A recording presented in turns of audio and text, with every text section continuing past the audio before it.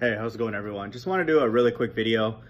So, I've been in the chats a little bit today. Looks like there's a lot of drama in flat Earth, ball Earth debate, all this kind of division on both sides. But, to me, it's inevitable. I mean, everybody has an opinion these days, and, that's just the world that we live in. There's very little consensus on anything.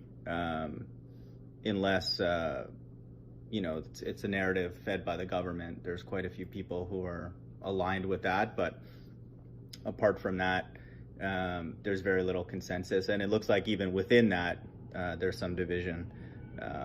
Like the non sequitur channel is throwing rocks at one another and all that kind of stuff. So, a house divided cannot stand. I mean, both sides are divided. The truth side's divided. The non-truth side's divided. And then the summation of those two would obviously, by definition, be divided. So, this place is completely finished in my mind. But I wanted to talk further a little bit about something that Pete Shea keeps saying. And I'm going to kind of get on his case now more because I think he's hurting quote-unquote truth community more than he's helping. But, he keeps pushing that Obama and Will Smith are the same people. Which is just confusion. It's even if that were the case, it's completely irrelevant to anything. And so I'm going to kind of get on him to start getting his opinion on financial stuff. Everybody's pretty much hush-hush on financial things, and it's blatantly obvious. So there's something else going on, in my opinion, for people who do that. But Will Smith, what I would guess, again, we don't know for sure, is a so-called Negro. He would be what people would label as a so-called African American, and Obama is an African. And then most people assume that those two people are the same, that African American and Negro are one-to-one, but that is not the case. And I wanted to use a source that the Hebrews use quite often, and to me is very compelling. In the Zondervan Bible Dictionary. So Zondervan is a well accepted and respected, publisher of Christian material, and one would think, would not be biased in any way.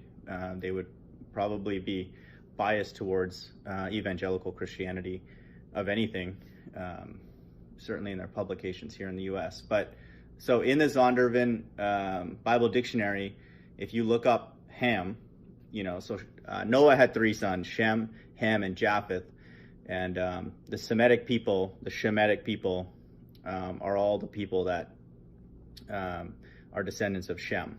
And Ham is defined here in the Zondervan Dictionary as the youngest son of Noah, born probably about 96 years before the flood, and one of 8 persons to live through the flood. He became the progenitor of the dark races, not the Negroes, but the Egyptians, Ethiopians, Libyans, and Canaanites, found in Genesis 10, 6-20. His indecency when his father lay drunken brought a curse upon him. Ham is, like it says here, the progenitor of the Egyptians, Ethiopians, Libyans, and Canaanites. So broadly speaking, Ham would be the progenitor of the so-called Africans. And but the Zondervan Dictionary says here explicitly, and I'll put the link below for this, not the Negroes. They're not the same people. Everybody wants to just lump everybody together because no one knows anything in this day. It's becoming very, very obvious that the world is completely brain dead. But that's just the world that we live in. Thankfully, there's traces of truth in pockets on flat Earth. But Will Smith and Barack Obama are from a completely different lineage. So it just shows the kind of confusion that Pete and a lot of people are bringing to the table. I'm not saying he hasn't done anything for the truth movement, but it's becoming very, very obvious that this circus is just that. It's a circus. So I just want people to consider the fact that, now if they're not from Ham, they're either from Shem or Japheth, and there's plenty of support that the so-called Negroes are Shemitic people. They are Semitic people. Again, that does not mean that all of the Israelites are dark-skinned and will look the same. That's just not true. All these people that came from Ham, Shem, Shem, Ham, and Japheth, have gone to different parts of the world, and they've married people who are local to those areas, and there's been mixing and all that everywhere, and to this day it's happening. So one would think it would happen in a greater concentration in the olden days when there's less and less people, so there's just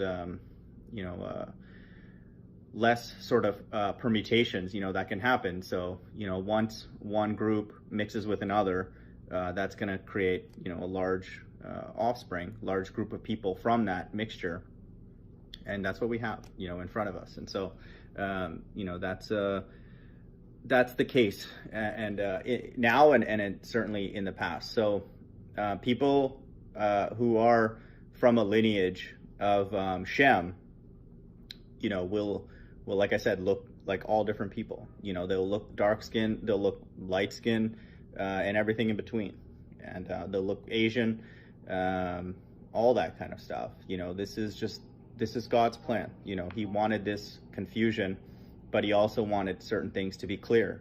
And to me, it's very, very clear that the biblical Jews, many of them are the so-called Negroes in America, and then that implies that, like the Bible says in many, many places, that Jesus is dark skinned.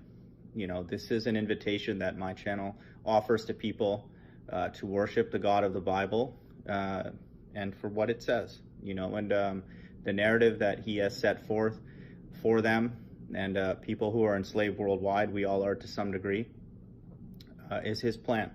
But what they've gone through, being packed like sardines on cargo slave ships and sent here, and the kind of torment that they were put under, has to be in the Bible. There is no God who would ever allow something like that to happen on earth and not have a particular reason for it. They were sewing cats into a woman's womb and betting to see which one could come out fastest, scratch their way out. They were using, Negroes as like gator bait. They were obviously hanging them off trees, all that stuff. It was just a horrendous form of slavery that happened to them. And again, there's slavery that happens worldwide to this day that is just as sinister. But for it to be with that large of a group and to have, that type of impact, on them as a group of people to this day, to me, has to be in the Bible, or else the God of any religious text would be completely oblivious to what's going on under their watch. And so to me, that is a fulfillment of Bible prophecy. Ultimately, the enslavement is prophesied for all of us in the end times, but that level of devastation has to be for a spiritual purpose. Hope everyone's doing well. Bye.